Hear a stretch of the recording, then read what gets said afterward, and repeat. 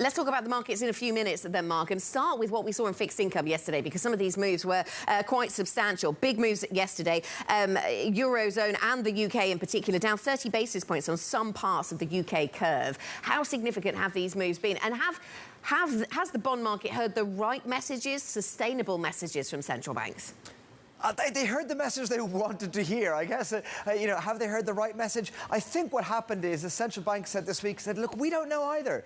We do not know, what the path is of inflation, what the path is of growth is. And that was enough for bond markets, bond traders to kind of go, we believe that inflation is going to come down quickly. We believe that you're not going to risk over-tightening. We believe you don't want to drive these economies into recession, and therefore you're going to back off. So I think what they heard from central banks is that central banks are willing to kind of let markets take the lead for a bit, and markets are willing to really run with that. And then we got a reminder of the negatives, of the risks, of the downsides, and that all came through in the shape of tech earnings.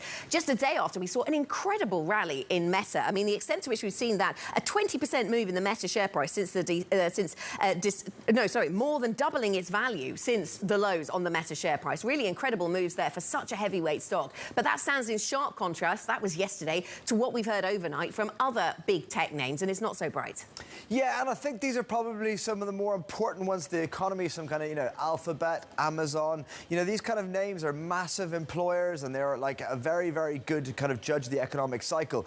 These are very, very solid companies. I think it does show that there's, this general picture that the earnings story continues to deteriorate a little bit. Now, it's important to emphasize it has not deteriorated any way near the level that many bears thought it might do by this stage. And I think that the ongoing story is going to be, when do earnings get a little bit hurt a little bit further? If we do see inflation come down, that's because growth is poor, and that means it should feed through into our earnings at a much more dramatic pace at some point, but not yet. OK, and that takes us on to the other big event of the day, and that is non-farm payrolls. We've seen a lot of tech companies losing jobs, cutting jobs. That's been the micro story that hasn't necessarily shown up in the macro picture. Yet we're looking for another month of job creation, but not quite at the pace that we'd seen previously. Is that going to be enough, do we think, to sustain a rally in risk assets that we've seen this week? So I don't think it really matters the exact pace. I think the fact is it still gains. Recessions come with job losses. We're seeing no sign of that yet. We're not yet close to a recession in the US,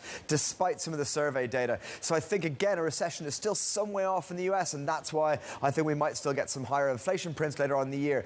But as for that jobs number, it continues to beat forecasts over the last 8 or 9 months. I think the whisper number is again higher today. Maybe finally that kind of beating streak ends, because ADP was disappointing this week, and that kind of suggests that perhaps for once there is some downside risk. Yeah, and claims just keep on falling. The fact that the market has rallied so much and we haven't seen more cracks in the labour market, is that because jobs data is actually too backward looking and we shouldn't be looking there? Or is it because we are seeing cracks and that's what the market is focused on? It is backward looking. We know the jobs market is backward looking. It's one of the ones that lags the longest to policy.